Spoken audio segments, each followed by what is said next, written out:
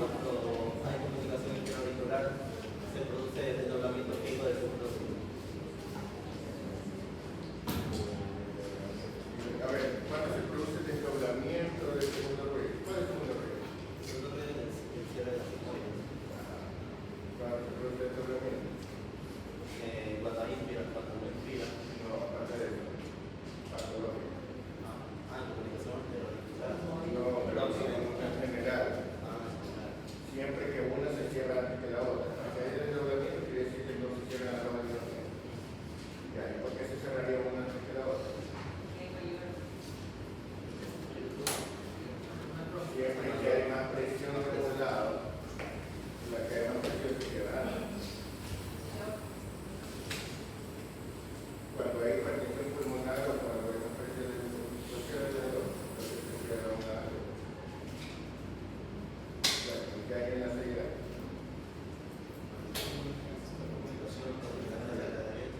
Ya. Entonces, exacto. Eso no es específico de uno.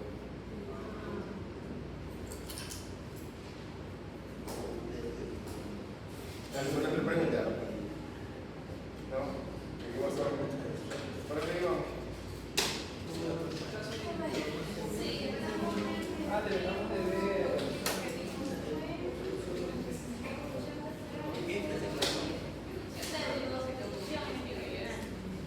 Pero acá se ve que está. Quizás porque hicieron una presentación. Eso no es. Bueno, a ver, entonces cuando estudiamos un paciente, uno de los signos más clásicos de algo digestivo es la distensión abdominal, ¿no? ¿Verdad?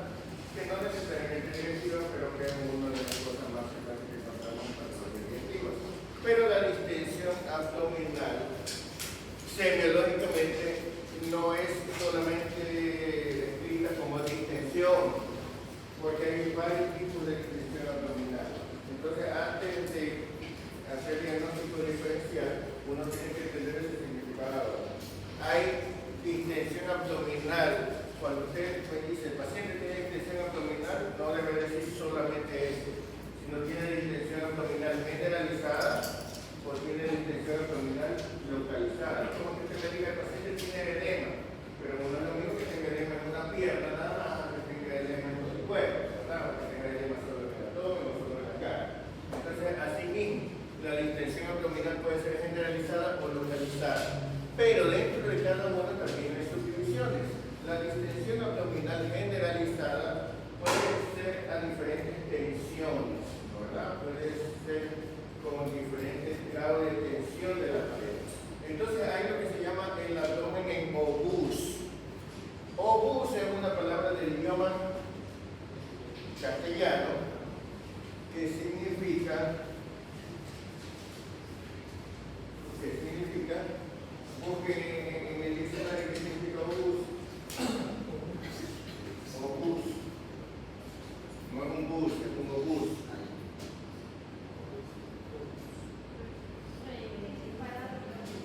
¿Qué dice? Es un proyectil. ¿Sí? ¿Ya? ¿Saben lo que es un batracio? No, cuando te dicen eres un batracio, ¿qué es un batracio? Un sabio. ¿Qué es un batracio?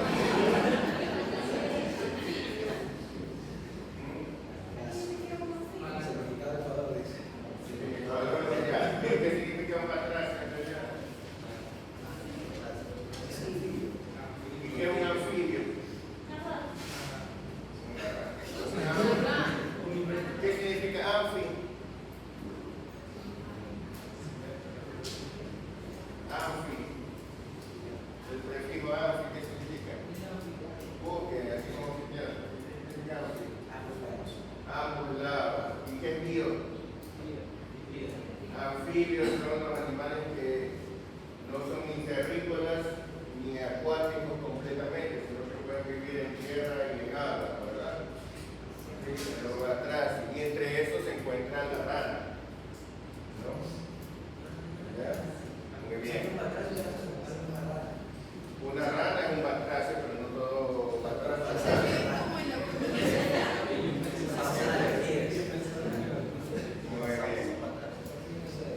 sí saben lo que es una ciruela pasa, ¿verdad?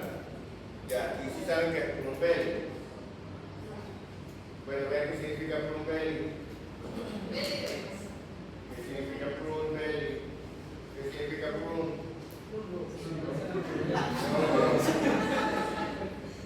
Vean qué significa. En inglés, ¿qué significa prune? Prune en inglés. ¿Qué es prune belly?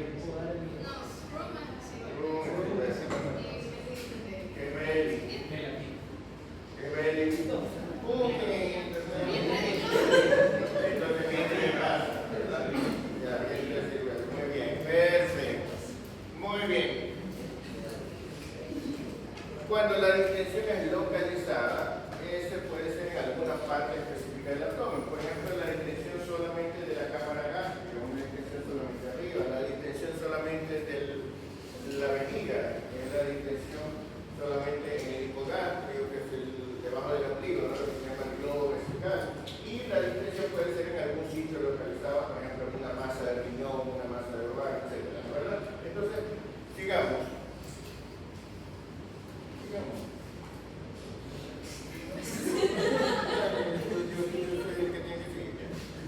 Les presento un obús. ¿Cuál es la característica? El abdomen que tiene el ombligo prominente y gran tensión abdominal, típico de las embarazadas. Este es el abdomen en obús, significa una distensión generalizada y atención, ¿no? Que se ve en las embarazadas y se ve en cualquier distensión abdominal aguda o con mucha tensión, como en las ascitis a tensión. ¿Sí? Miren, por ejemplo, en el caso de una enterocolitis necrotizante grave, miren que se puede ver lo que describen algunos como el abdomen brillante, ¿no? La tensión hace que prácticamente no haya arrugas y se pueda ver este aspecto como que está pulido el abdomen, ¿no? En cambio, cuando no hay tanta tensión, tenemos lo que se llama, ¿cuál es el siguiente? El abdomen en batracia, ¿verdad? ¿Qué quiere decir? ¿Cómo es el vientre de una rana? Es como aplastado a los lados, ¿verdad?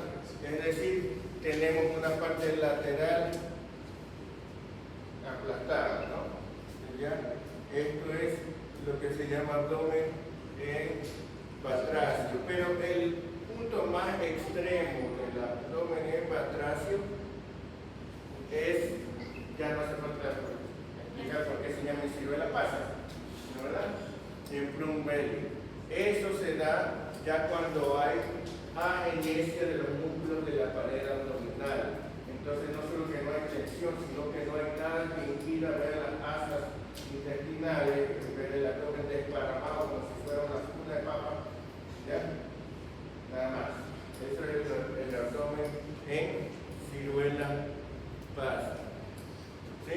Entonces miren ustedes que cuando la distensión abdominal es crónica, muy abundante, o cuando se reduce muy bruscamente, puede quedar piel redundante. ¿Se dan cuenta? ¿Ya? Entonces a veces se hace cirugía por eso. Ahora miren aquí, por ejemplo. Aquí tienen el mismo paciente, 4 fotografías sucesivas diferentes. ¿Ya? Se dan cuenta que aquí hay una distensión abdominal, pero no generalizada, sino. ¿Y dónde está localizada? Solamente en la cámara gástrica. Una distensión puramente del estómago. Pero usted me va a decir, pero ahí hay 2 bolas. ¿No es verdad? ¿Por qué? Porque el estómago también tiene peristalsis. Ahí lo que ustedes están viendo es la peristalsis gástrica. El estómago es toda esta región, pero esto se está moviendo. Por eso hay 4 tomas, porque esto se está moviendo, haciendo peristalsis. Esto es el típico paciente con estenosis pilórica, o con cualquier obstrucción a la salida del estómago, que las madres muchas veces vienen y le dicen a uno, doctor, vengo porque a mi hijo se le usted no vaya a pensar que le están saliendo unos cambios. ¿Sí? Usted lo revisa y encuentra esto, y es lo que está viendo es qué cosa. Lucha de las paredes del estómago tratando de vaciarse hacia el duodeno. Se da cuenta que la distensión solamente está arriba del ombligo y solamente en sitios localizados, ¿no? ¿Verdad? Esto es otro paciente con lo mismo. ¿Sí? Esto es una distensión localizada. Acá también podemos ver otro. ¿Sí? Esto de acá, ¿cómo se llama? Eso no es una distensión abdominal. Eso es una... Exacto, es una diástasis. No es lo mismo que distensión, ¿no? Diástasis significa separación entre los dos rectos abdominales. Muy bien. Entonces, caso 5. Doctor Lea. Paciente femenina de 1 año y 2 meses de edad, lleva 6 meses con vómitos recurrentes de contenido gástrico que se ha exacerbado en la última semana. Muy bien. 6 meses con vómitos. ¿Quiere decir que son desde el nacimiento? No. Perfecto. ¿Desde qué edad tiene los vómitos? Desde los 8 meses. Muy bien. Desde los 8 meses. Y ha sido siempre de contenido gástrico. ¿Qué sospecha?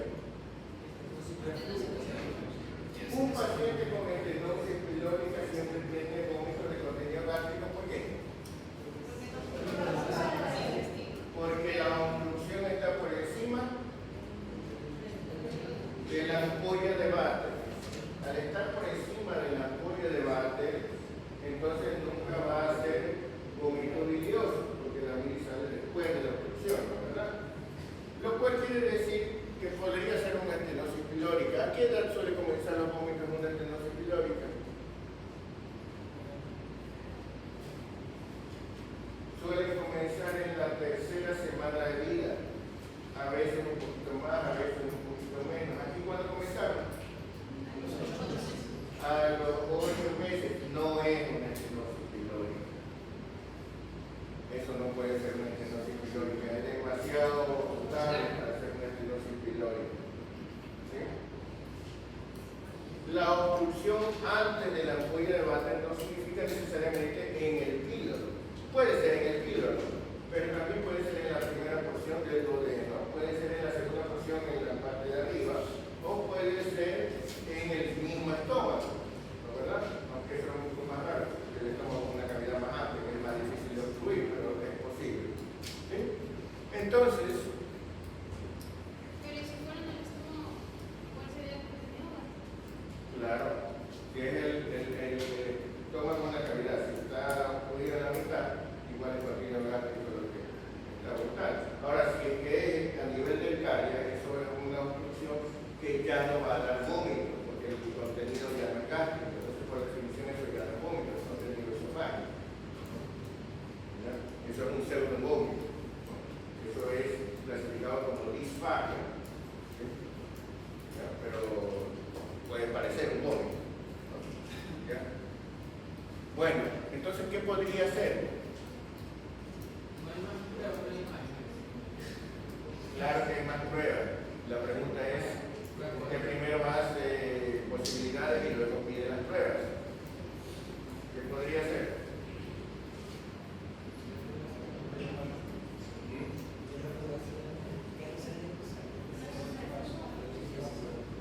¿Dónde podría estar la obstrucción? Supongamos que la obstrucción esté en el duodeno.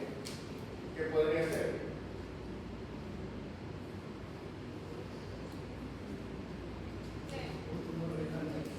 Bueno, a ver, préndeme la luz. Vamos a hablar acerca de obstrucción intestinal. ¿Qué cosas pueden obstruir el tubo digestivo? En todo tubo ya vieron ustedes generalidades. ¿Dónde puede estar la obstrucción? Puede estar en la luz. ¿Será que un cálculo puede obstruir el tubo digestivo? No, ¿verdad? ¿Será que un coágulo de sangre puede obstruir el tubo digestivo?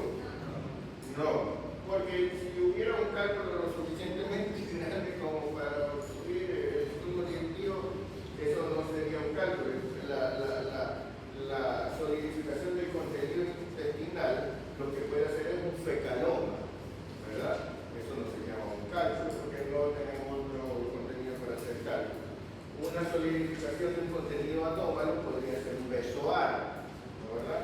¿El bezoar qué es? Material no digerido que se va juntando y solidificando poco a poco. Por ejemplo, un trigo bezoar, ¿qué es? Pelo, ¿no? Una masa de pelo. Un fito bezoar, una masa de residuos vegetales, etcétera, ¿no, verdad? Entonces, un bezoar podría ser dentro de una cavidad. Eso por ejemplo, puede ocurrir el estómago, ¿no, verdad? Hace una masa dentro del estómago. ¿Ya? Un fecaloma, pero un fecaloma o un hilio meconial, que es el equivalente a un fecaloma, pero en un neonato, eso lo que haría es una obstrucción, pero a nivel del final del tubo digestivo, ¿no? ¿Ya? A nivel de ampolla fecal, y eso no es el caso, ¿no, verdad? ¿Qué más? Dentro de la cavidad intestinal, ¿qué más puede obstruir? Pero eso es un fecaloma, eso es lo que estoy diciendo, un fecaloma. ¿Qué más? Pues, lógicamente un coágulo de ese tamaño no va a ser, porque para que tenga eso primero tiene que tener un sangrado del cual se va a morir antes de hacer el coágulo, ¿no, verdad? Ya, muy bien. ¿Qué más? Un ovillo de áscaris. Los parásitos, los áscaris, cuando están en mucha cantidad, pueden llegar a enredarse entre ellos y hacer un ovillo que sea capaz de obstruir el intestino. Muy bien, eso dentro de la luz. Creo que no hay más cosas dentro de la luz que puedan obstruir, a menos que sea uno de esos locos que se mete en rato o alguna cosa, ¿no, verdad? No pasa nada, tío. ¿Ya? Pero eso sería Sí, pasa. por eso, exacto. ¿No, verdad? ¿Ya? ¿Sí? Bueno, alguna otra cosa rara que se le pueda ocurrir, no sé. Pero dentro de la pared, en la pared, cualquier obstrucción en la pared, así como en un bronquio puede ocurrir el edema, puede ocurrir la bronquiopatía, ¿qué podría haber en el intestino? ¿Será que un edema del intestino puede ocurrir? No, es demasiado grande como para que un edema nada más lo obstruya. ¿Un espasmo intestinal podrá ocurrirlo?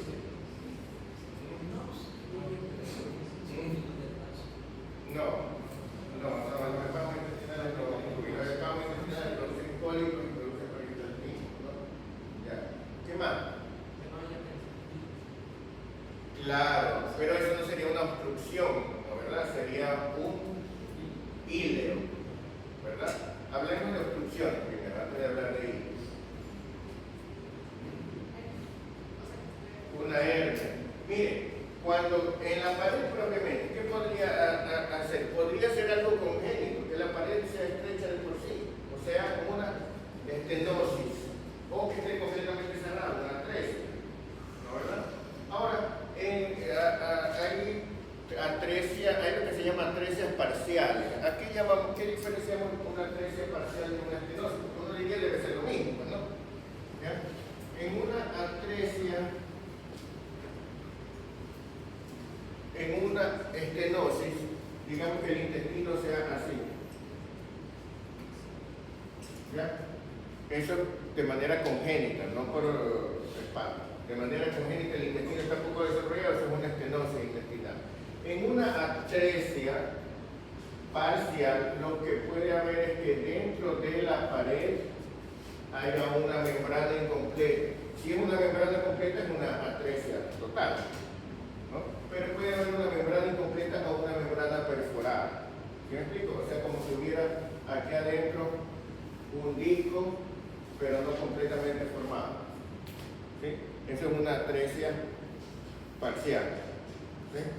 Entonces, estas malformaciones, a veces también las duplicaciones, ¿ya? O sea, el intestino que hace de pronto esto. Eso es una duplicación intestinal. ¿Cuál es el problema aquí? Que a veces esto está así y se queda comida aquí, y al empezar a quedarse comida aquí termina siendo esto, termina siendo como una masa que comprime a la vía principal. acá de lado. ¿Ya? Entonces, todas estas malformaciones pueden hacer que haya una obstrucción completa o parcial del tubo digestivo. Muy bien. ¿Ya? ¿Este borrador ya?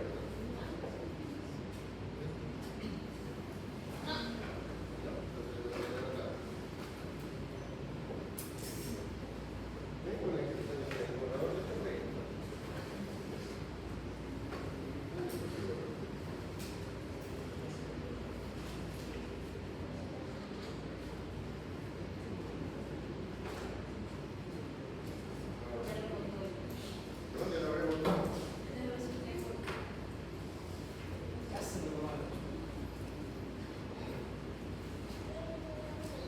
No, aquí me he metido entre las cosas. Es que tantas cosas que tengo ahí. Tanto papel que Tantas tengo. colas y eso. Tanto papel que tengo. ¿Ah? Ustedes no quieren saber nada de esa lección. ¿Ah? ¿Qué creen que salieron bien?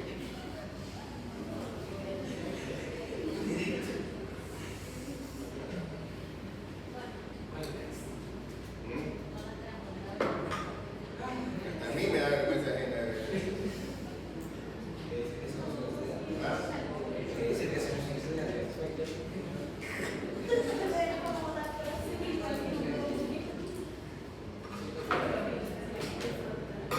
Mire que yo empiezo la clase hablando de anatomía para comenzar desde lo más básico,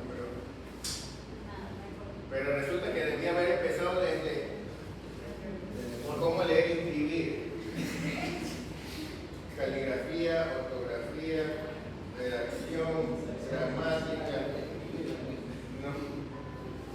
Cómo sumar, restar, multiplicar, dividir. Por ahí debía haber empezado, pero ya no alcanza. Pero bueno. Por eso debe ser ayer contigo.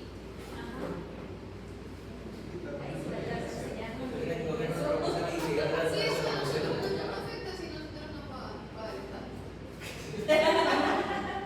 En el Estado no va a haber en el Estado no va a haber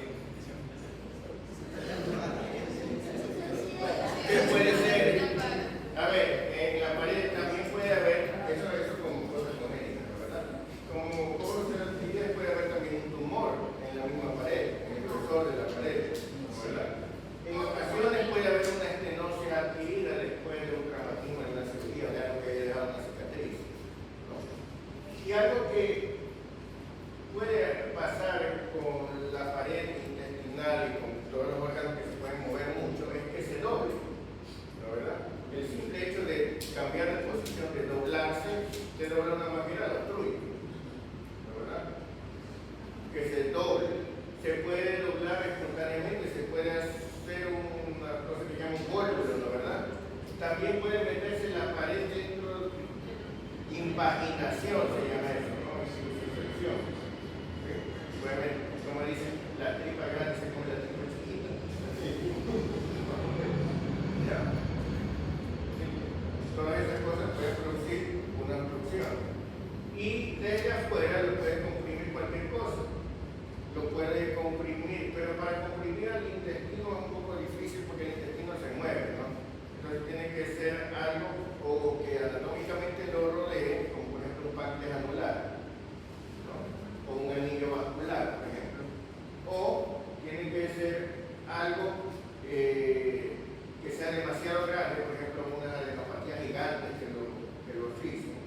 O puede ser que sea un orificio pequeño, pero dentro del cual el intestino se haya metido como en una hernia encarcerada, puede llegar a ahorcarse ella misma dentro del orificio de salida, ¿verdad? Entonces ahí se obstruye. ¿Sí? ¿Ya? Entonces, esas cosas pueden comprimir desde afuera. Contando todo esto, pacientes que tienen este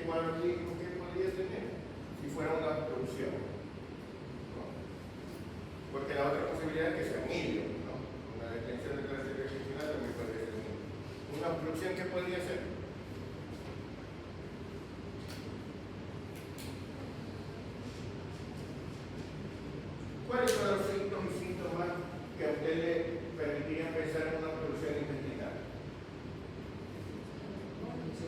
Vómito, distensión abdominal y estreñimiento, ¿no, verdad?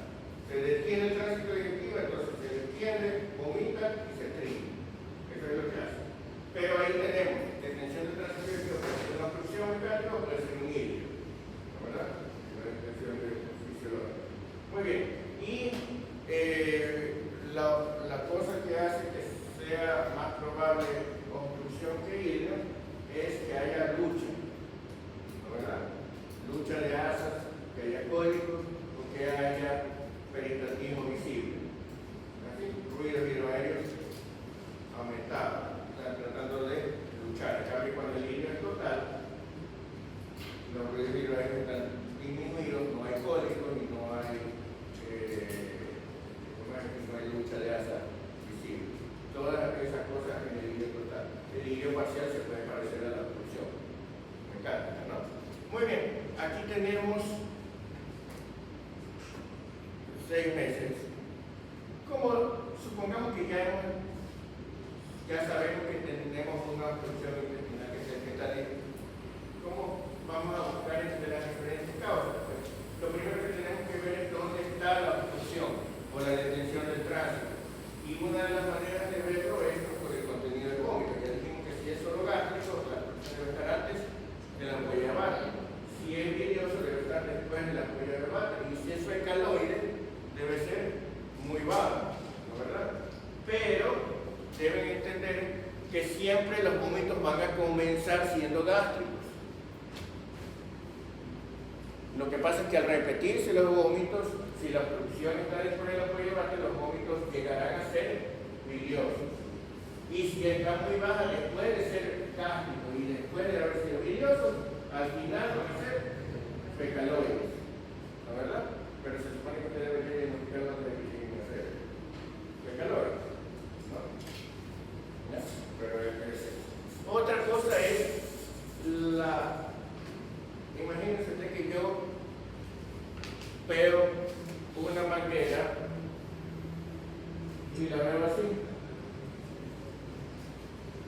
Dígame usted, ¿la obstrucción está aquí?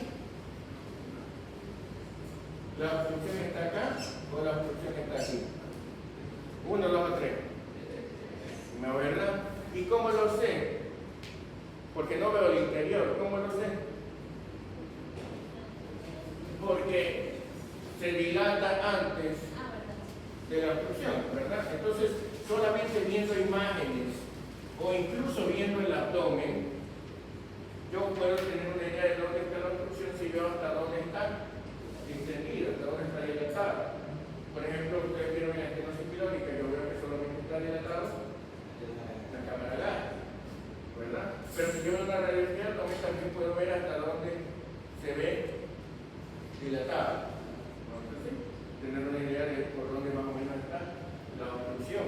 Otra cosa es que si bien es cierto los síntomas, digamos la sintomatología da vómitos y estreñimiento, no necesariamente los dos van a aparecer al mismo tiempo, porque mientras más alta sea la obstrucción, más rápido va a aparecer el vómito y más tardío va a ser el estreñimiento. Una estenosis pilórica probablemente yo lo diagnostique mucho antes de que se estreñe. ¿Por qué? Porque todavía tiene todo el tubo digestivo para vaciarse, ¿no, verdad? En una obstrucción alta probablemente se demora. En cambio, si yo tengo una obstrucción en el recto, voy a tener estreñimiento durante mucho tiempo antes de que se llene todo y termine vomitando. ¿Así? El vómito sería tardío y el estreñimiento sería precoz. Entonces, ¿qué tan tardío o precoz sean los síntomas? Puede hacernos también pensar dónde está la obstrucción. Y por supuesto, la edad, los antecedentes y otras cosas. Y otra cosa importante, la presencia de sangre en las heces. ¿Por qué? Porque hay obstrucciones que no te van a dar sangre en las heces y hay obstrucciones que sí te van a dar sangre en las heces. ¿Cuándo hay obstrucciones con sangre en las heces? Cuando hay necrosis de la pared principal, que puede haber coincidencia y no es la razón por la que tenga sangre en las heces, ¿no? Pero cuando hay algo que causa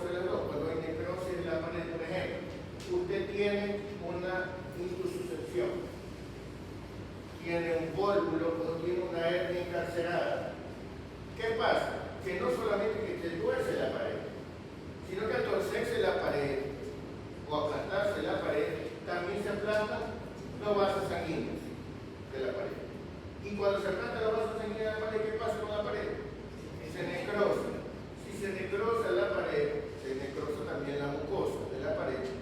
Y entonces, aparte de que se puede perforar, antes de perforar se va a sangrar. Entonces va a salir sangre en las heces. ¿Sí? Entonces, la presencia de sangre en las heces, junto con un cuadro de obstrucción intestinal, nos hace sospechar que puede haber una hernia encarcelada o que puede haber una invaginación, un pólvulo, ¿no?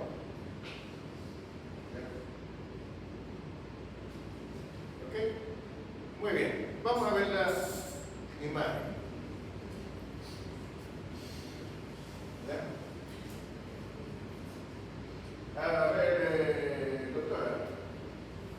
Cuéntanos usted. Dígame, ¿qué les parece eso? ¿Qué observa? Apágame la luz. Radiografías anteroposteriores tórax, digo, de abdomen. Abdomen. Sí. Se observa. ¿Cuál es la diferencia entre las dos? ¿Son de diferentes pacientes o del mismo?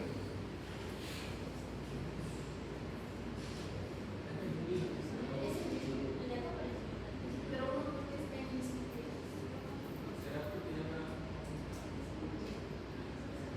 yo digo que son los de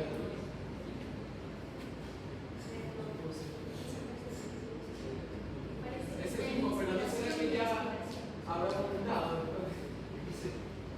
El uno ya vomitó y el otro no ha vomitado, ¿ya? Puede ser. ¿Ya? O el uno está acostado y el otro está incorporado. Y si fuera así, ¿cuál diría que está acostado?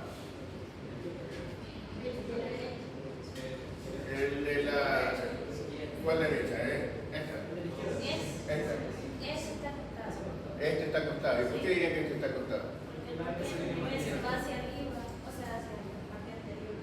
¿Ya? Y aquel se siente como niveles hidroaéreos. Miren que- ¿Pueden ver el estómago?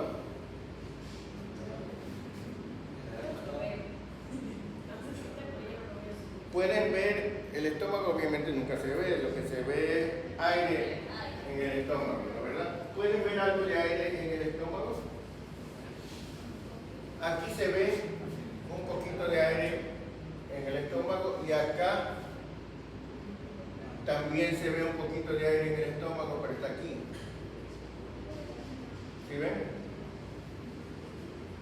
¿Ya? ¿Por qué está diferente? Porque aquí el aire, miren que el contenido no es completamente como líquido como para que dé un nivel clásico, pero sí se ve algo de nivel aquí, ¿no? Es como que hubiera comido papilla o algo así. ¿Ya? Esto de acá es cámara gástrica, pero está más arriba y esto está más bien en el cuerpo o en el ángulo, ¿no verdad? Lo cual quiere decir que esta está de pie y esta está acostada, porque cuando está acostado el aire se va hacia acá, cuando está de pie el aire se va hacia acá, ¿no verdad? Muy bien, ¿y esto qué será? Aire, ¿en dónde? En el colon transverso. Ustedes saben que el colon transverso sigue la misma curvatura mayor del estómago, entonces indirectamente nos dice más o menos de qué tamaño está el estómago, ¿no verdad? ¿Sí? ¿Qué otra cosa notan? Ven aquí, ¿qué es esto? ¿Sí ven que hay unas burbujitas aquí? Eso es heces, materia fecal, ¿no? ¿Ya? Así se ve la materia fecal. Dentro de el recto, porque ahí ya estamos a nivel de recto. Muy bien. ¿Y qué notan acá? Está más extendido el trastorno. Ajá. ¿Y qué más? No hay aire en ese sitio donde debería haber, porque en el intestino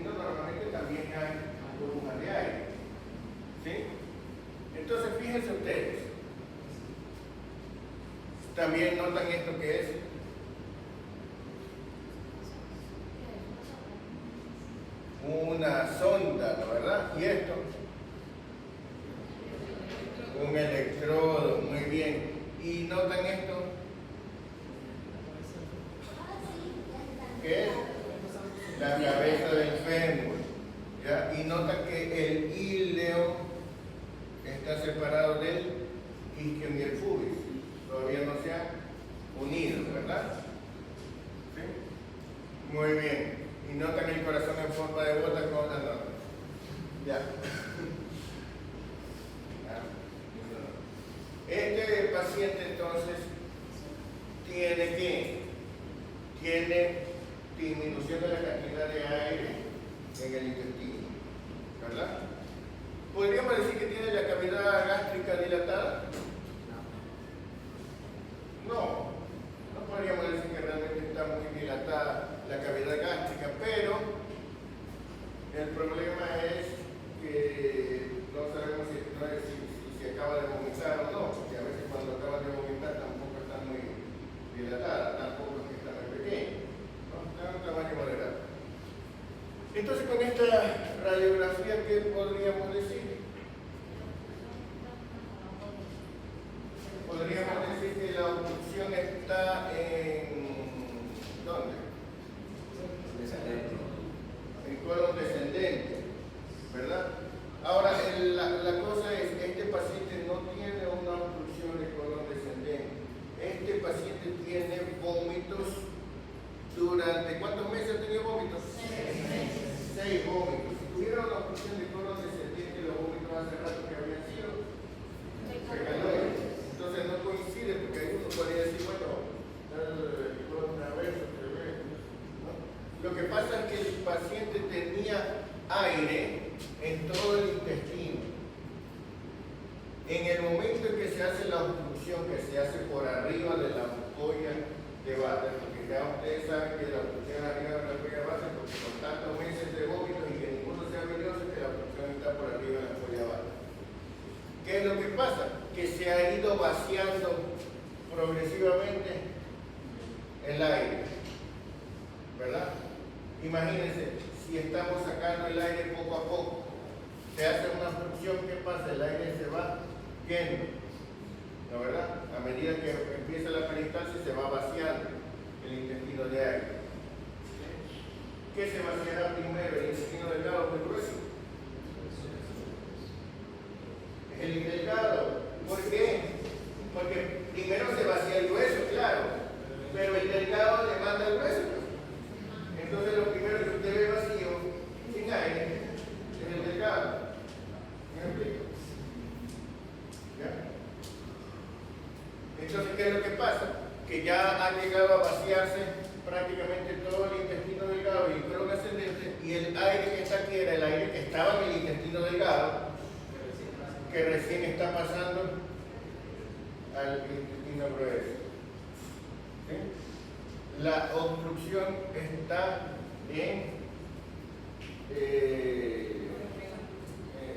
por encima de la ampolla de Vater. Como no es un besoar, ni una estenosis pilórica, entonces lo más probable es que sea una obstrucción duodenal alta. Una obstrucción duodenal alta podría ser una estenosis duodenal o podría ser una atresia duodenal total o parcial. Una atresia duodenal total no podría ser, porque entonces nunca habría pasado aire al resto. Cuando se operó este paciente se encontró una atresia parcial, se encontró una membrana incompleta dentro de la primera porción del duodeno. ¿Sí? ¿Ya? Vamos al siguiente caso.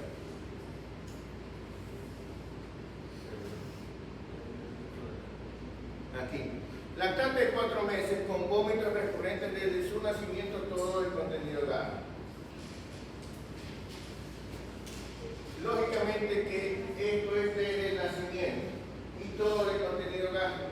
¿Podríamos pensar en estenosis pilórica? No, porque la estenosis pilórica no se produce en el nacimiento.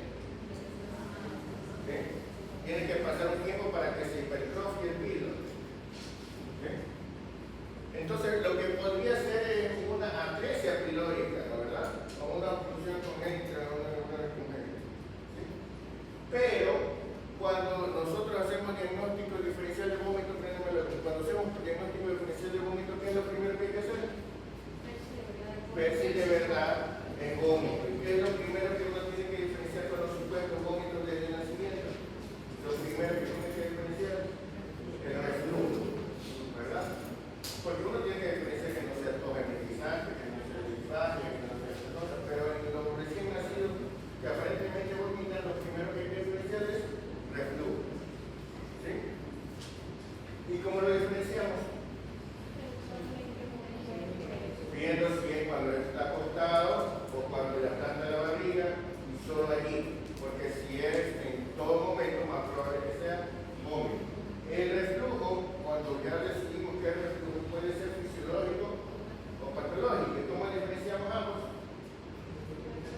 El fisiológico va disminuyendo según El fisiológico va a ir disminuyendo y además el peso y la talla van a ser normales para que tengan un buen crecimiento y desarrollo. Si el peso y la talla no son normales o si el reflujo va aumentando o no disminuye, entonces ya no es fisiológico, sino patológico. Muy bien. Entonces, a este paciente se le hace un estudio de imagen en el cual se le toma, se le hace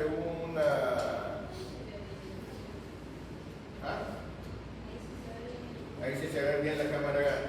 Se le hace un estudio de imagen en el cual se le da medio contraste y se observa que después de que el contenido ya está en el estómago, se regresa otra vez, ¿no?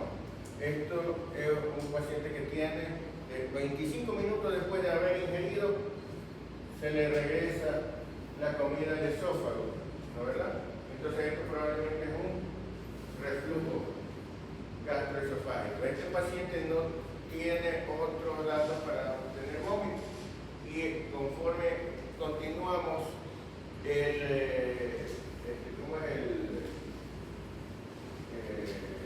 la evolución del paciente, nos vamos a dar cuenta que eso terminó siendo un reflujo fisiológico. Vamos con otro paciente. ¿Qué? Dígame. ¿Existe lo que es en la diarrea y el estreñimiento fisiológico? Existe el estreñimiento funcional, no es que sea normal, sino que se llama estreñimiento funcional, puede ser no es la causa orgánica, ¿sí? Sino que es solamente la fisiología te da, ¿ya? Pero no es que sea fisiológico en el sentido de que es normal. O sea, que algún niño, por ejemplo, recién nacido puede tener diarrea o estreñimiento. No. Es que, a ver, eso, el problema es la definición de estreñimiento. O sea, tú le puedes decir estreñimiento fisiológico, pero en realidad lo que habría que decir es no hay estreñimiento, ¿no? Sino que parece estreñimiento, ¿ya? Para definir si realmente hay estreñimiento, si realmente hay diarrea, hay que considerar algunas cosas. Miren, a ver, hablemos de eso. ¿Cuál es la definición de estreñimiento? Aquí hay controversia, ¿no? Que hay quienes dicen una cosa y quienes dicen otra. ¿Sí? ¿Ya? Pero pensémoslo, razonémoslo. ¿Qué es lo que hace que digamos que alguien está estreñido? ¿Ah? Ausencia de posiciones, pero ausencia de posiciones significa que nunca en su vida regreso de posiciones. Dificultad.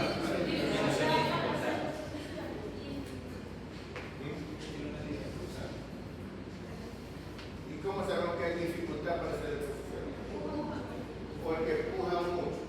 Muchos niños normales pujan y muchas personas normales pujan para hacer la exposición, porque de hecho pujar es solamente hacer fuerza para que avance el bolo fecal, y eso no significa que haya estreñimiento.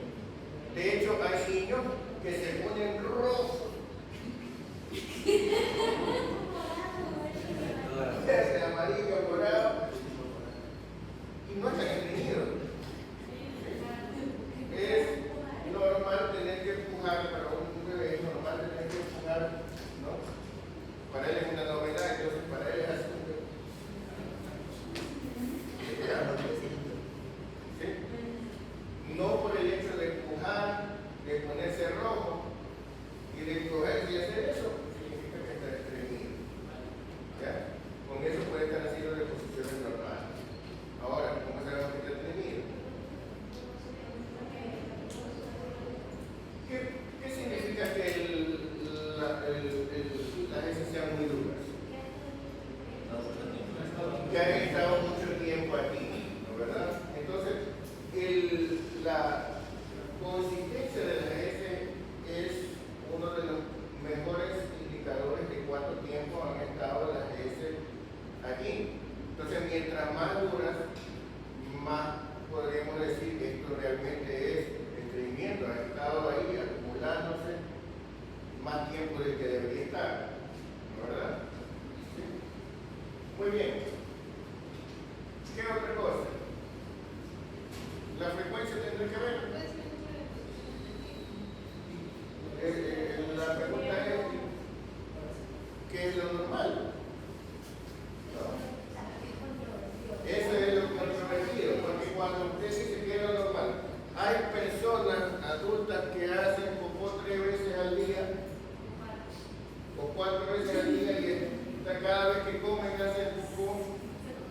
¿Ya? Y no es que está con diarrea. Y hay otros que hacen popó una vez cada 3 días y se sienten bien y eliminan todo. ¿Ah? Hay unos que hacen popó una vez a la semana.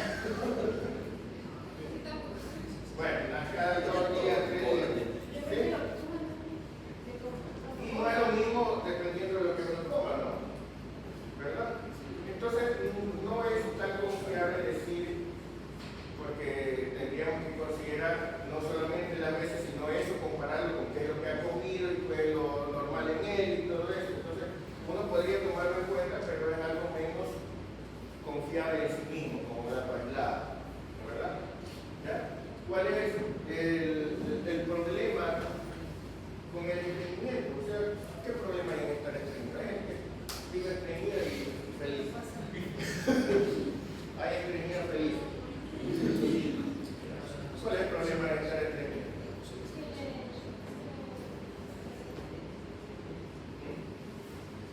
¿Cuál es el problema?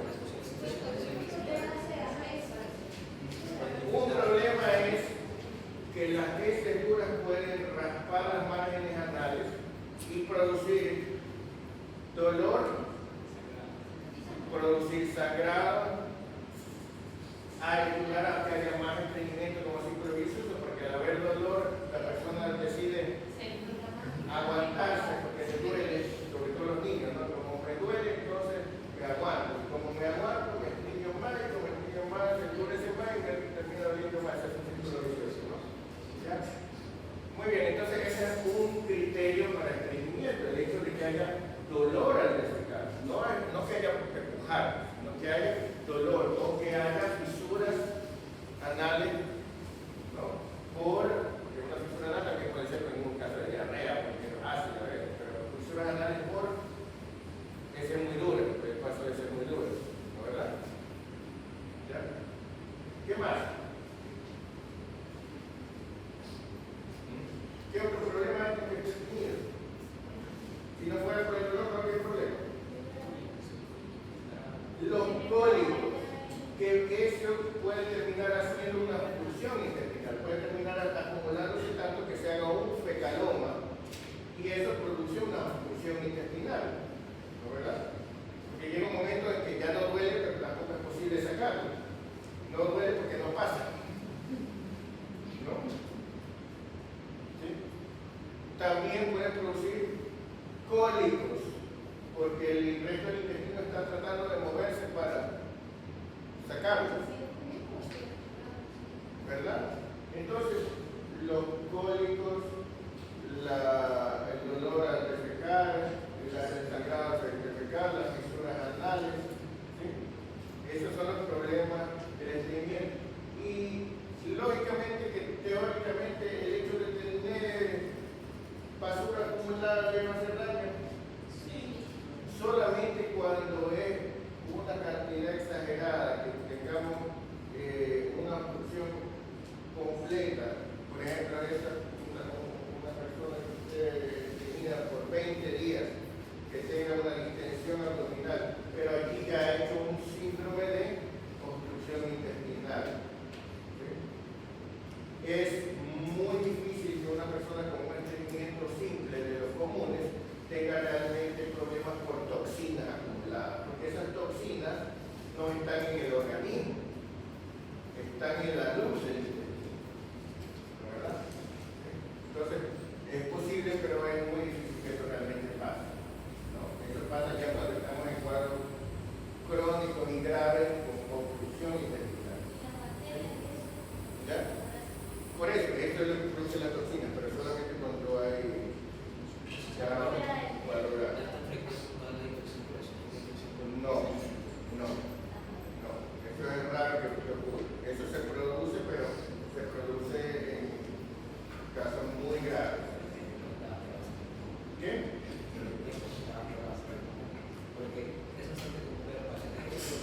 No, pero no estoy hablando de en geriatría es común que haya realmente síndrome de obstrucción intestinal por eso. En pediatría es común que haya cuadros crónicos, personas que hacen una vez cada 2 semanas, que hacen una vez cada 10 días, ¿no? Y que se acumulan muchísimo, que tienen distensión abdominal. Entonces eso ya realmente están haciendo un síndrome de obstrucción intestinal. Entonces eso sí, eso es más común en el síndrome de obstrucción intestinal. El síndrome de obstrucción intestinal crónica que llega a esto no suele ocurrir en pacientes pediátricos. Se da, pero no es tan frecuente como se da en ancianos, ¿no? ¿Ya? ¿Sí? O en pacientes con enfermedades degenerativas crónicas, ¿no? En esos pacientes es más común. Por ejemplo, hay un paciente con Parkinson que hizo eso, pero no es tan común en niños. En niños se dan obstrucciones agudas o qué sé yo, que tengamos un niño con esclerodermia, por ejemplo, que haga vidrio con una, bueno, en algunos casos no hinchada, pero no es, en quisco, a veces se ve, pero no es lo más común. Bueno, entonces esos son los problemas. Entonces cuando diagnosticamos estreñimiento, básicamente fijándonos en la consistencia de las heces y secundariamente en los otros signos que tengamos, ¿no? ¿Verdad? Y lo mismo la diarrea. ¿Sí? En la diarrea, pues lo primero que tenemos que tomar en cuenta en pediatría es el meconio es diferente que el normal. ¿Qué es el meconio? ¿Y por qué es verde?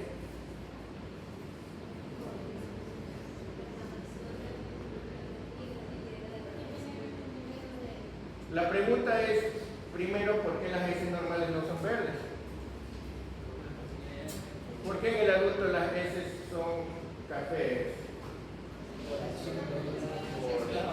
¿Cuál es el pigmento que le da el color? La streptobilina, que es un derivado de quién? ¿Y quién es lo que hace el cambio? La bacteria del flora intestinal, ¿verdad? Porque si el hígado lanza bilis y la bilis es verde, las heces deberían ser verdes. Realmente la pregunta no es por qué las heces del neonato son verdes, sino por qué las heces de los demás no lo son. Eso es lo raro. ¿No? ¿Y por qué las del neonato son verdes? Porque no hay bacterias. Porque cuando recién nace el intestino está estéril.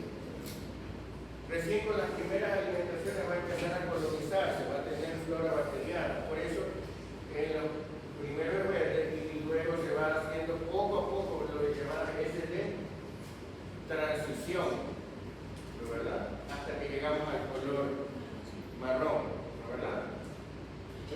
Amarillento, pardo, marrón, ¿no? Entonces, lógicamente que eso depende, y hay casos en que hay diarrea verdosa, ¿no? Que usted dice que la familia le dice, le hace diarrea, pero es como muerte, ¿no? ¿Por qué? Porque ha perdido flora bacteriana. ya sea por los antibióticos o por la misma infección que se ha perdido. ¿Sí? ¿Ah? El color debería ser verde por la vida. Entonces, ¿qué pasa? Que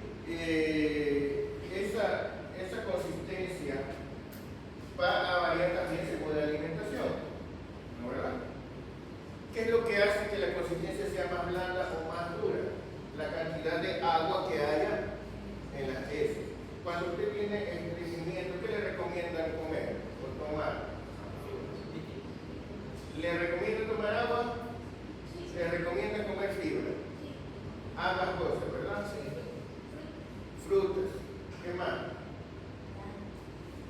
Pitajá. Miren ustedes. Aquí usted tiene que entender algo, porque cuando hace un tratamiento de estreñimiento, no estamos hablando de tratamiento, pero cuando hace un tratamiento de estreñimiento siempre hace la gana. Porque no entienden la fisiología, hacen lo que dice un libro y no entienden cómo funciona. ¿Ya? ¿Por qué si le mandan a tomar agua?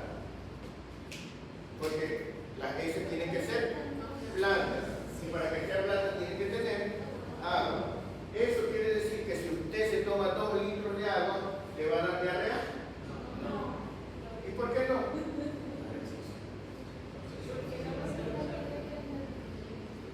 ¿Y entonces de qué sirve que tome agua?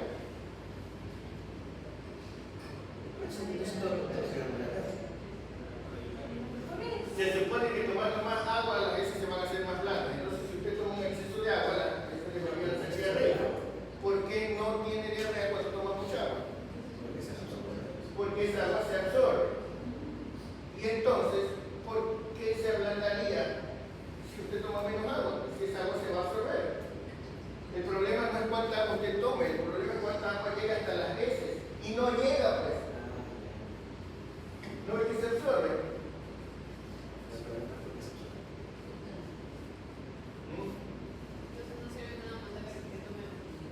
El problema es que tiene que tener agua, pero esa agua tiene que llegar hasta las heces. ¿Qué cosa hace que el agua no se absorba?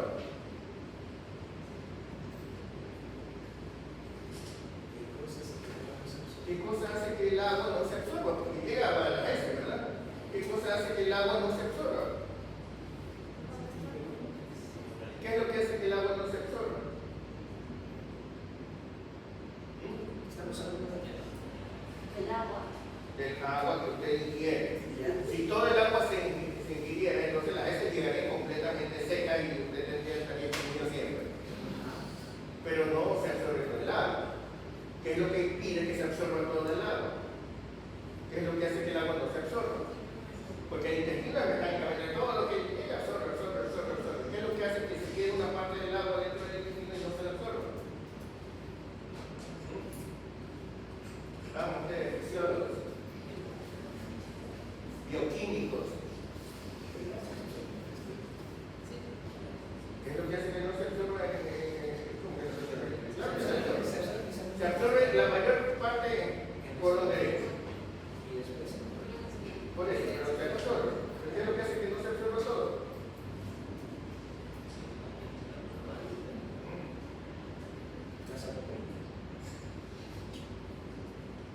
Hay una fuerza que hace que el agua no se salga de la sangre al tejido intersticial, ¿verdad? ¿Cuál es esa fuerza? La presión oncótica, la presión osmótica, la presión oscótica son fuerzas que atraen el agua, ¿verdad? Entonces, si dentro del intestino hay sustancias que atraen agua, esa agua no se va a absorber, ¿verdad? Entonces usted no tiene que tener solamente agua, tiene que tener agua y tiene que tener alguna sustancia que mantenga esa agua dentro del intestino, ¿verdad? Algo que tenga presión osmótica. ¿Sí? Exacto, por eso en la diarrea osmótica hay más agua, ¿verdad? ¿Ya? Ahora bien, por ejemplo, en las diarreas osmóticas, ¿qué es lo que? ¿Qué? No, pero algún laxante osmótico.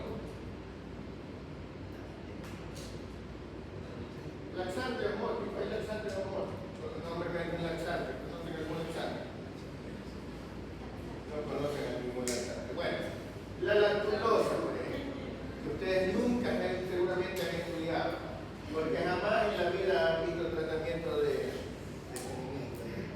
no, nunca han visto tratamiento de encefalopatía hepática, nunca vieron lo que era la lactulosa, nunca vieron eso, ¿verdad? La intolerancia a la lactosa es una diarrea osmótica. ¿Qué es lo que pasa en la intolerancia a la lactosa? Que se queda lactosa. La lactosa tiene poder osmótico. Se dan cuenta que la lactulosa es un laxante osmótico. ¿Le suena parecido lactulosa con lactosa? ¿Qué creen que tienen en común? Lactosa, ¿verdad? ¿Qué tienen en común la lactosa, la glucosa, la rimosa, la manosa, la fructosa, la sacarosa? ¿Qué tienen en común? Azúcares. ¿Adivinen qué es la lactulosa? Es un azúcar. ¿Sí? ¿Ya? El azúcar tiene poder osmótico. ¿Sí? Pero si usted le da azúcar, ¿ya? ¿Qué es lo que pasa con los azúcares normalmente? Que el intestino los absorbe. Entonces, si absorbes el azúcar, lógicamente absorbes el agua con el azúcar. Entonces, no te sirve. ¿Verdad? Se te sirve si te queda un exceso. Cuando comes un exceso de dulces, ahí te da diarrea. ¿Pero por qué? Porque no alcanzas a absorber todo el azúcar y entonces el azúcar que queda hace una diarrea osmótica. En la intolerancia a la lactosa, ¿cuál es el problema? Que no puedes absorber la lactosa. Entonces se queda el azúcar y hace diarrea osmótica. La lactulosa es un azúcar, sí, pero es un azúcar artificial, un azúcar que no se puede absorber. El laboratorio fabrica un azúcar que el intestino no lo puede absorber. ¿Y entonces qué hace? Arrastra agua. Consigue. ¿Verdad? Pero dentro de la naturaleza hay muchos polisacáridos, ¿no? ¿Verdad? Hay algunos polisacáridos naturales. ¿Sí? Los polisacáridos más abundantes de la naturaleza, ¿cuáles son? Clases de ciencias naturales en el colegio. Son el almidón, la celulosa y el glucógeno. ¿Sí? En ciencias naturales le van a ver. El glucógeno es la forma como los animales almacenan glucosas. El almidón es la forma como las plantas almacenan glucosa. Porque todos son polímeros de la glucosa. La celulosa también es un polímero de la glucosa.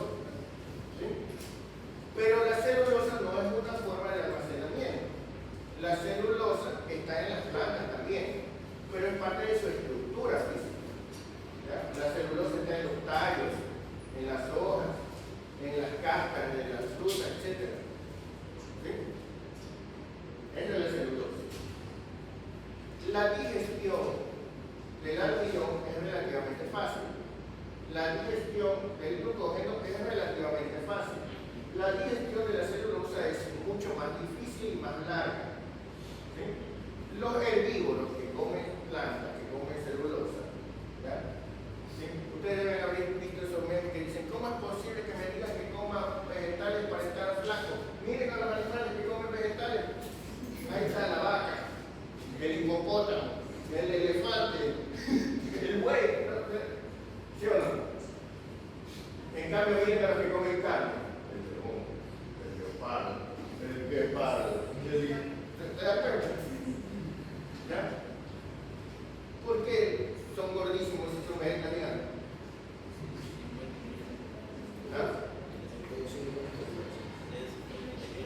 Pueden digerir la celulosa, pero aún para ellos es largo y difícil digerir la celulosa, por eso tienen un intestino mucho más largo, porque demora mucho más tiempo en digerirse la celulosa. Es más, muchos de ellos tienen que digerir varias veces. ¿No han visto los rumianos?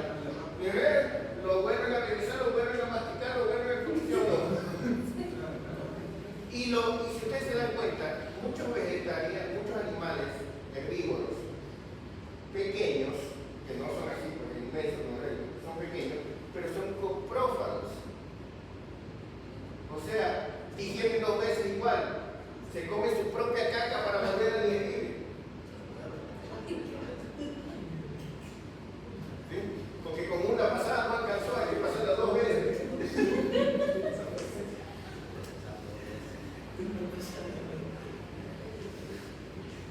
Es así.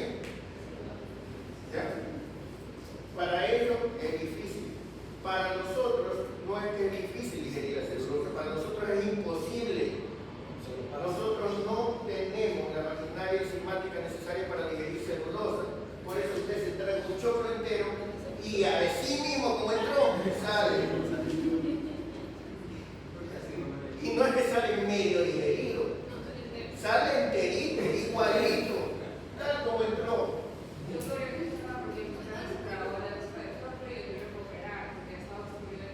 Exacto. No son capaces de digerir la celulosa. No se puede digerir la celulosa, solo los herbívoros pueden digerir la celulosa y aún a ellos les cuesta trabajo. ¿Ah? Intente un día para comerse una menestra sin masticarla. Tráguese la menestra sin masticarla, la menestra le sale. Por gusto se la comió. ¿En serio? Frijol, arveja, lenteja, maíz, lo que sea. Todos los granos, todos los frutos, todas las cáscaras están hechas de celulosa. Usted puede digerir el almidón que está dentro. Por eso, si no lo mastica para romper esa cáscara, no hay manera de que se lo pueda digerir. Porque toda la pulpa es almidón, pero con el arroz no le pasa, ¿pero por qué? Porque ya le sacamos la cáscara de antes. ¿Por qué no le pasa con una manzana? Porque no se la puede tragar entera.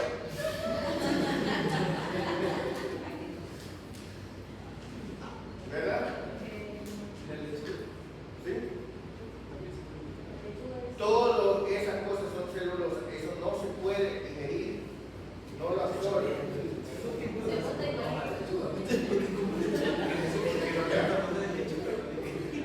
Claro, pero ¿qué es lo que pasa? Que todo eso, toda esa celulosa, nosotros le llamamos celulosa. ¿Sabe cómo le llama la gente? Fibra. Eso es lo que se llama la fibra. Eso es la fibra. ¿Sí? La fibra vegetal. Es la fibra vegetal. Eso se llama fibra vegetal, o que lo mandan ustedes a comer tela, a comer papel, no, ¿verdad? A comer hilo, no. Fibra, estamos hablando de la fibra vegetal de la celulosa. ¿Sí? Por eso le mandan a comer, no es lo mismo comerse. Pues miren que hay quienes recomiendan la manzana para el estreñimiento y quienes recomiendan la manzana para la diarrea. Porque no es lo mismo la manzana con cáscara y sin cáscara.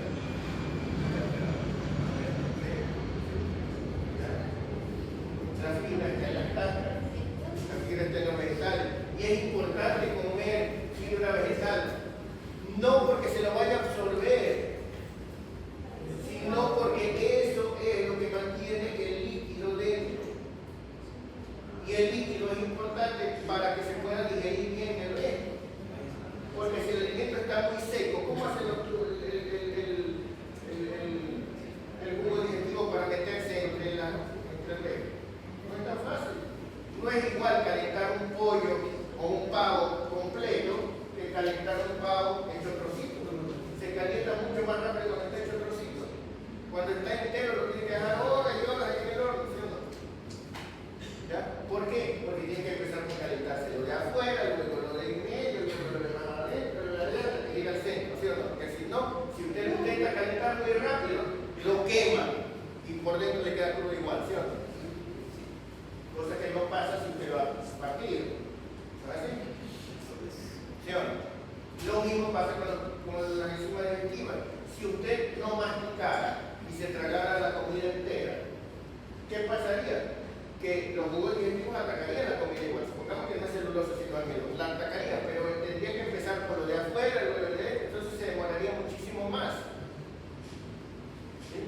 Porque no podría penetrar directo hasta el centro y digerir todo al mismo tiempo. Tendría que ir desde afuera, poco a poco. Y entonces le quedaría comida sin digerir. Hace un tiempo una señora, por ejemplo, me dijo: doctor, mi bebé tiene algún problema en el estómago porque bota la comida enterita, le salen así los pedazos de zanahoria, los pedazos de fruta, los pedazos de carne, todas las veces. ¿Qué cree? ¿Que tenía un problema intestinal? No masticaba nada más. Exacto. ¿Ya? Se demora mucho más y lógicamente que cuando le queda comida sin digerir, ¿qué le pasa a la persona? Esa comida se la aprovechan la bacteria. Le llega un pocotón de comida a la bacteria intestinal y le dicen: alabado sea, nos cayó maná del cielo. ¿Sí o no? Pero resulta que las bacterias, así como las personas, comen y también defecan, ¿no? También eliminan desechos, la mayoría gaseosos y ácidos. Y entonces, ¿qué pasa? Que la persona se llena de gases y de ácidos, se irrita el intestino y entonces tiene distensión abdominal, cólicos, diarrea y a veces vómitos. Eso es lo que pasa cuando usted come demasiado, por ejemplo, porque no alcanza a digerir todo. O cuando usted come sin masticar. Y si come mucho y sin masticar. Eso es lo que pasa cada feriado. Por eso es que todos los feriados al día siguiente están llenos los hospitales. Uy, más que todo fin de año Navidad. Fin de año, Navidad, todo el mundo, porque así es el ser humano. Apenas le da libertad, toma mala decisión. ¿Sí o no? Por eso que hasta video me tienen a mí diciendo lo peor que le puede pasar a una persona es conseguir todo lo que quiere, ¿sí o no? ¿Ya? Apenas te da libertad, se la pachotada, ¿no? ¿Ya? Ese es el problema. Entonces eso es lo que llamaríamos una transgresión alimentaria. El paciente tiene vómito, diarrea, cólico, distensión abdominal. ¿Y qué vamos a hacer los médicos? Dale antibióticos. Simplemente no digirió lo. ¿Ya? Tienen que botar lo que. Tiene vómito y diarrea. ¿Es el intestino el que está mal? No, el cerebro el que está mal. El estómago está botando lo que está de más y el intestino está botando lo que está. Eso está bien. Lo están salvando usted de la estupidez que hizo. ¿Sí? ¿Está claro? ¿Ya?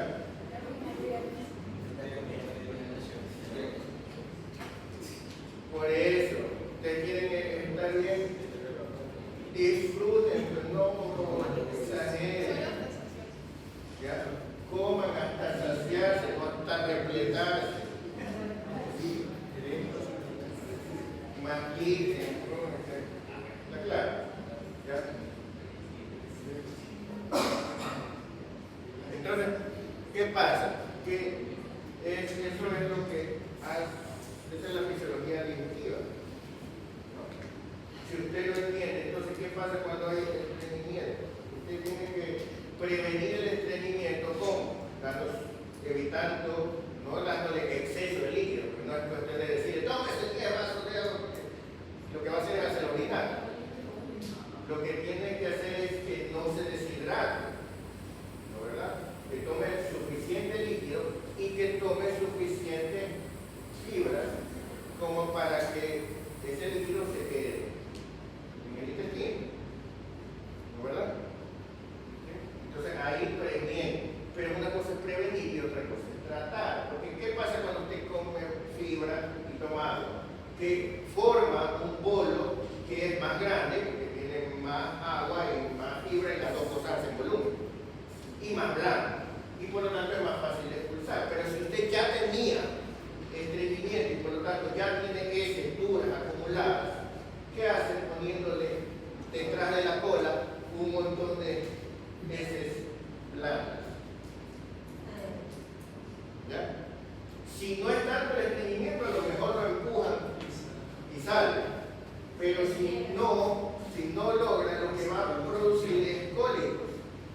Porque esa persona va a tratar de expulsar ese montón de heces cuando tiene un pocotón atorado ahí. ¿Ya? Entonces no es lo mismo prevenir que tratar. Cuando tiene eso, lo primero que tiene que hacer es desobstruir. ¿Cómo lo desobstruye? Ahí viene. Si usted puede usar un laxante, pero un laxante hay de varios tipos, ¿no? Por ejemplo, usted puede usar esos laxantes que son nada más irritantes del intestino, ¿no? ¿Ya? Claro, usted lo utiliza un irritante del intestino, el intestino irritado empieza a trabajar más y puede ser que expulse, ¿no es verdad? Después de haberle dado cólico y hecho llorar de dolor, la termina de expulsar, ¿no es verdad? Mira, entonces puede ser que eso funcione. También puede ser que nada más estimule el ano, como en los niños que les ponen un supositorio de glicerina, ¿no? Estimulan el reflejo. ¿Ya? Dependiendo de qué tan grave sea la obstrucción, qué tan grande sea el fecaloma, qué tan profundo sea el estreñimiento, qué tanta sea la cantidad de esas acumuladas, el tratamiento va a ser distinto. Porque puede ser que si no es mucho, con un irritante basta, funcione, que solamente lo tiene que empujar un poquito. Puede ser que incluso hasta con dieta puede ser que lo empuje, ¿no es verdad? Pero si no es mucho. Pero si es mucho, usted tiene que desobstruirlo, a lo mejor con un supositorio o haciendo un enema. ¿Sí? Haciendo un enema si usted está muy duro. Y si está peor, a lo mejor necesita de compresión quirúrgica, ¿verdad? Pero no va a tener un fecaloma imposible de mover y querer darle laxante, porque lo que va a lograr es romper el intestino a fuerza de tratar de moverlo. Entonces, después que lo desobstruyó, ahí tiene que hacer la dieta rica en fibra y todo eso para prevenir que se vuelva a formar. A veces hay, por ejemplo, que poner supositorio de glicerina durante varias semanas hasta que se vacía todo lo que estaba y después dejarlo. ¿Sí? Entonces, depende del caso. Ahí lo que hay que valorar es qué tanta es la acumulación de heces y la sequedad de esas heces. ¿Sí? ¿Ya? Que no siempre va a ser lo mismo. ¿Estamos claros? Entonces, usted si entiende la fisiología sabe cómo comportarse, sabe qué es lo que pasa y cómo actuar en cada caso. ¿Ya? ¿Sí?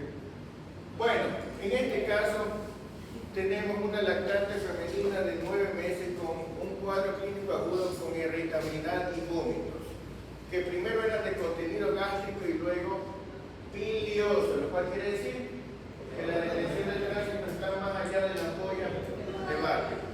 En las últimas horas además realiza deposiciones con sangre, lo cual quiere decir que hay lesión de la mucosa, ¿verdad? Y vamos a ver las radiografías iniciales y junto a ellas otras tomadas después de 6 horas. Apágame. Muy bien. A ver, doctor, usted que está ahí, penúltimo, de esta fila.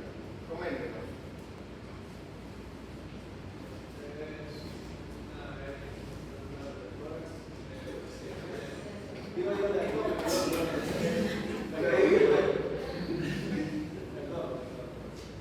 Así me mata con ese estándar de tórax. ¿Qué cosa de abdomen? No existe el estándar de abdomen que yo sepa. ¿Ah? ¿O existe ahora un estándar de abdomen?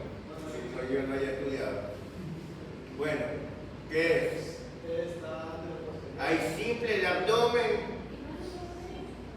Claro, pero se llama simple el abdomen o se llama, ¿cómo es?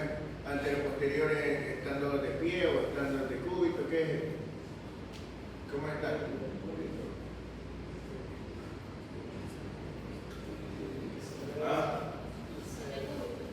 Presencia del aire, porque puede ser el colon transverso. Colon transverso. ¿Cómo sabes que colon y no intestino delgado? ¿Cómo diferencia? Yo le pregunto a un niño, ¿cómo se diferencia el intestino delgado del grueso? Me dicen, porque el delgado es delgado y el grueso es más grueso, ¿no, verdad? ¿Eso le sirve para ustedes para diagnosticar en la radiografía? No, porque estamos viendo pacientes, por lo tanto, personas que no necesariamente van a tener el intestino normal. Es decir, puede que el intestino delgado lo tengan grueso o que el intestino grueso lo tengan delgado. Entonces tiene que haber otra manera de diferenciarlo. ¿Cómo lo diferencian? En imagenología. ¿Ah? Con la ubicación, pero también puede ser que esté mal ubicado. Bueno, digamos la ubicación, ¿qué más? ¿Pero qué es lo que diferencia relevante el intestino?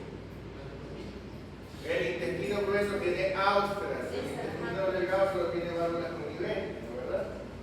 ¿Se acuerdan de qué? Ustedes ven áustras aquí. Es grueso, pero eso es intestino delgado. Esto es intestino delgado. Esto es intestino grueso. ¿Sí ven? Aquí hay áustras, ¿no? Entonces, esto de aquí, ¿qué creen que es?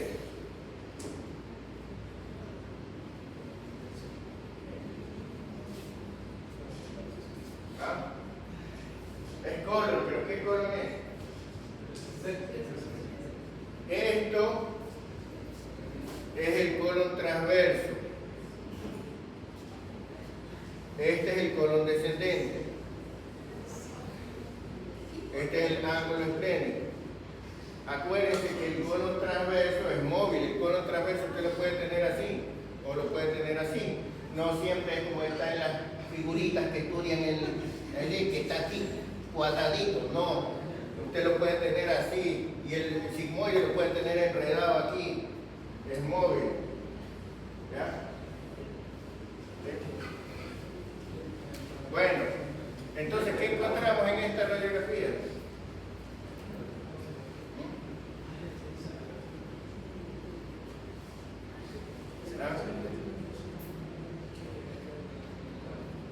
¿Qué encontramos aparte de un hueso normal aquí? ¿Ah? Son las manos, Ah, ya, es la mano, unas falanges en el muslo. ¿Ya? ¿Qué encuentran? ¿Qué notan? ¿Todo normal? ¿Todo bien? ¿Qué es lo raro?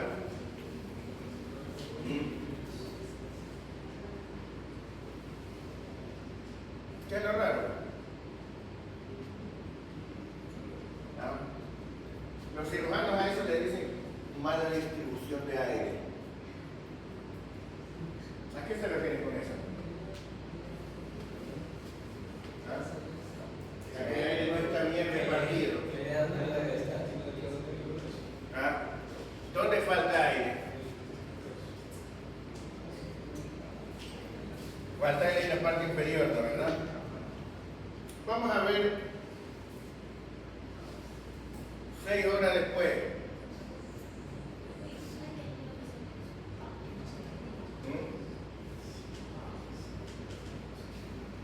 Fíjense que aquí teníamos una radiografía en decúbito y una radiografía de pie. Por eso el aire aquí está más arriba.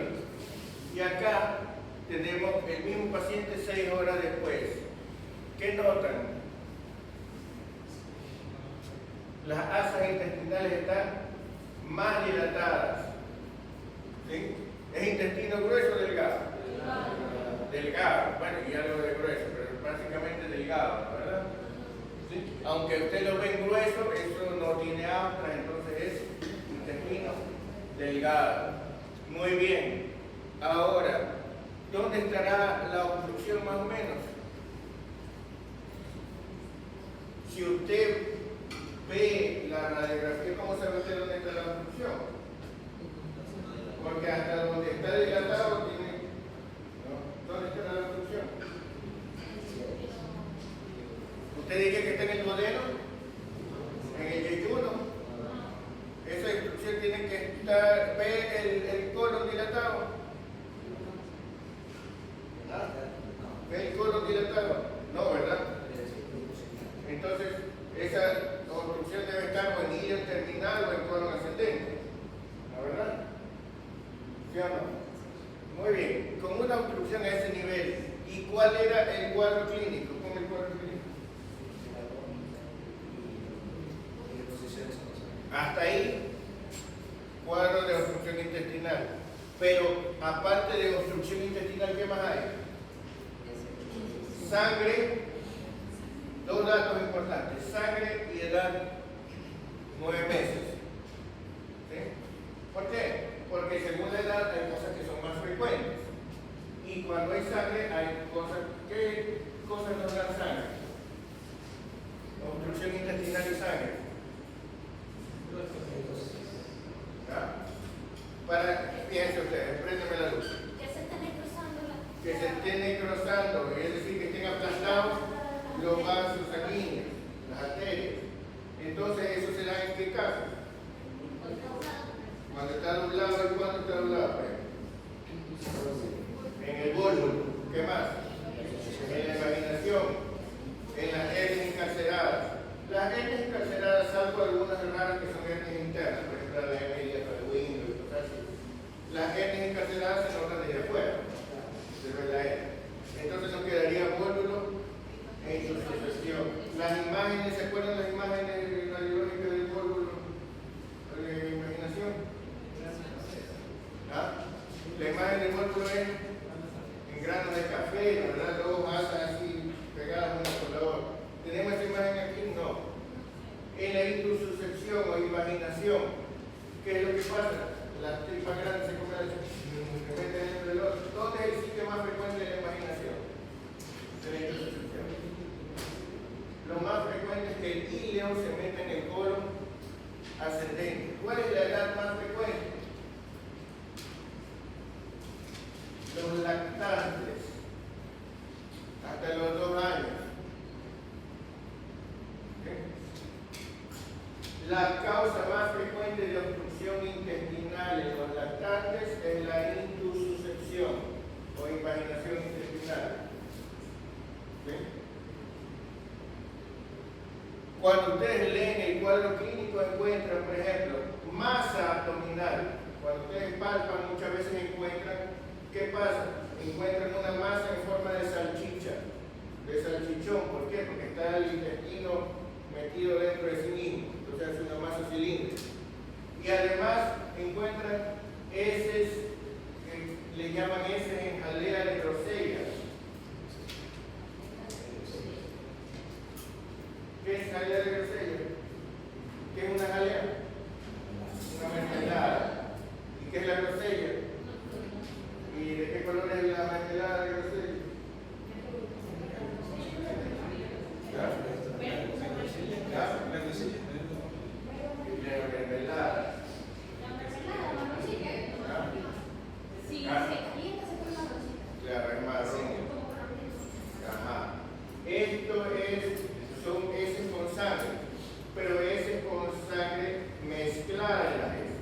Cuando ustedes tienen un paciente con heces con sangre, deben diferenciar el paciente que tiene bolos de heces y sangre en estrías encima, o el paciente que tiene las heces mezcladas con la sangre, o sea que las heces están rojas, ¿no? o rosadas. Estos pacientes tienen unas heces blandas, pero mezcladas con sangre, entonces parece una mermelada parduzca, no tan roja ni tampoco tan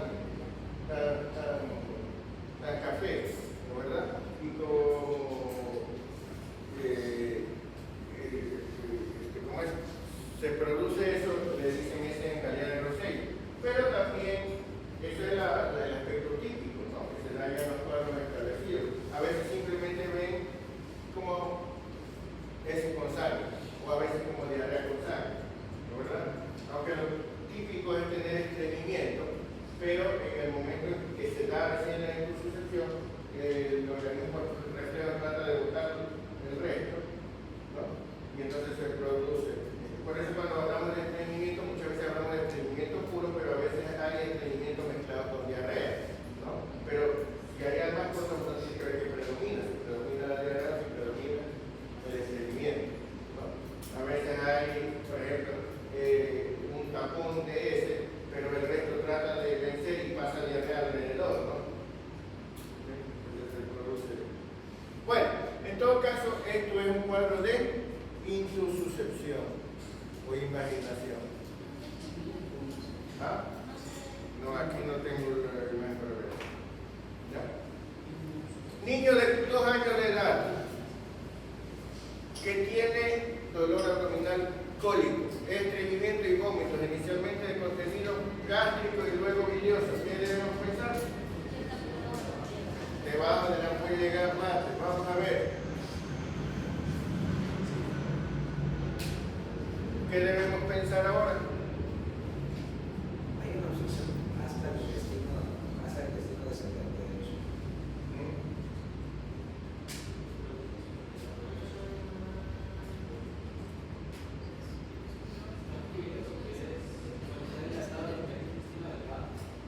¿Ya? ¿Sí? Este fue otro caso de intususcepción. ¿Sí? Varón de un día de vida. Desde la segunda toma presenta vómitos y el examen físico se observa distensión abdominal. ¿Qué debemos pensar ahora? Es un día de vida y ya desde el principio empieza con vómitos.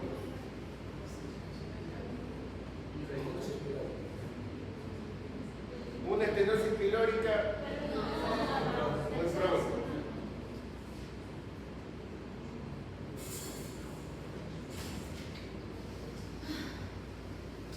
¿Qué debemos pensar ahora?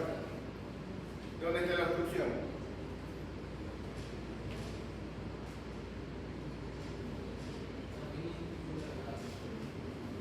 La obstrucción está en el intestino delgado. ¿Ven? El colon. Y es desde el principio. ¿Qué debemos pensar? Esta es una atresia intestinal. ¿Sí? Este paciente tenía una atresia intestinal completa. Por eso tiene vómitos precoces. ¿Sí? Niño de 5 años, vómitos gástricos que luego progresaron a biliosos.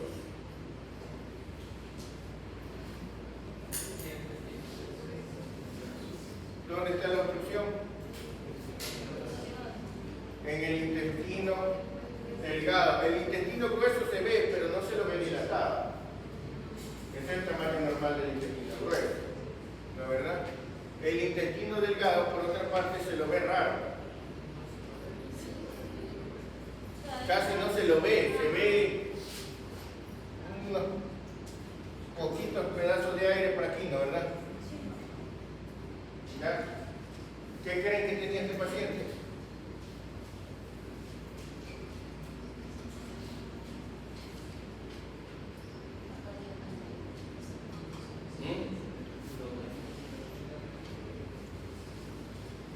Hay cirujanos con experiencia que ven esa radiografía y dicen eso es.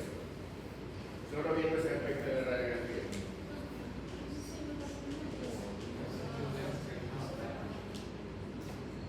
Todo el intestino ocupado de un montón de ascaris. Todo esto, esta opacidad irregular la hacen los gusanos metidos ahí adentro. Todo el intestino delgado lleno de ascaris. Para cuando se hacen los vómitos es porque tiene una infestación masiva de ascaris. ¿Sí?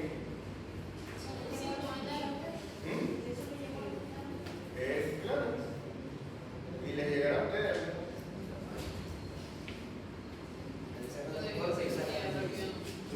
Ese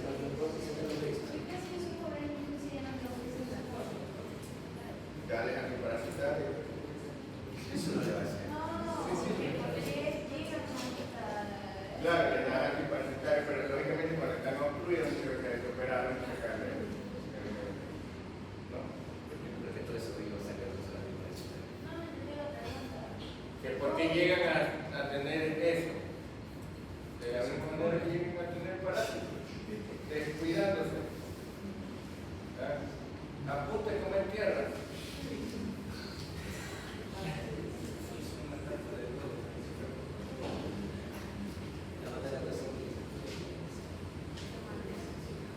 Jugando a la cocinita con tortilla de lodo.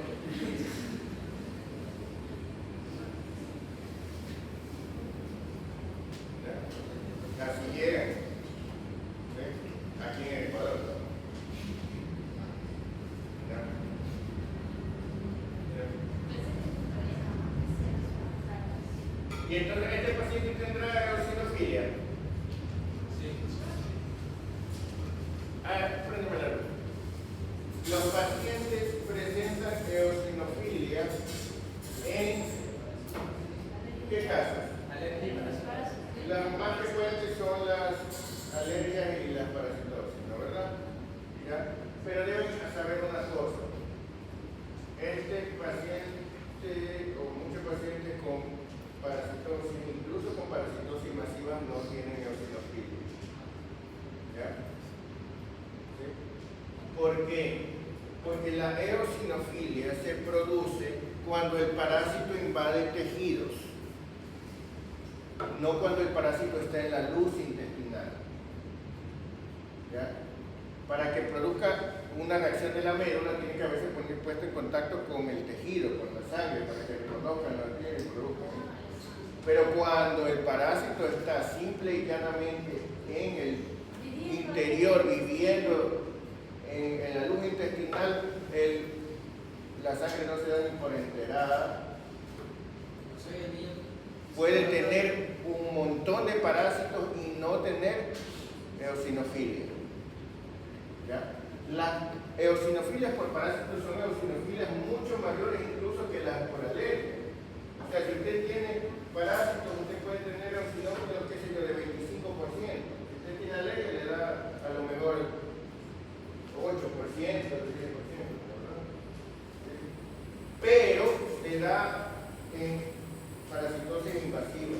Se puede dar en las cariáceas, sí, pero cuando los ácaros se salen del intestino o cuando se meten directamente, por ejemplo, cuando se meten en la vía biliar o en el síndrome de Leffler, por ejemplo, cuando se meten las larvas en el pulmón, ¿ya? En las migraciones erráticas, se meten en el apéndice, se meten en alguna cosa que invada tejidos, ¿no? ¿Ya? Se puede dar, por ejemplo, en la larva migra cutánea, en una fasciolasis hepática, en una filariasis, en la elefantiasis, ¿no? Se puede dar en cualquier parasitosis o en parásitos que agreden a la mucosa, parásitos invasores, ¿ya? Parásitos de tejido. Ahí se dan las grandes eosinofilias parasitarias. ¿Sí? ¿Estamos claros? ¿Ya? Entonces, no vayan a creer que solamente por el hecho de tener parásitos, de no tener eosinofilia, ya te dicen no vas a tener parásitos. Muy bien.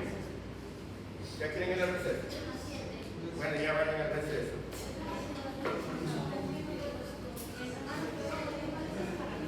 Ya, buena lección, gracias. No, no, no. No, no, no.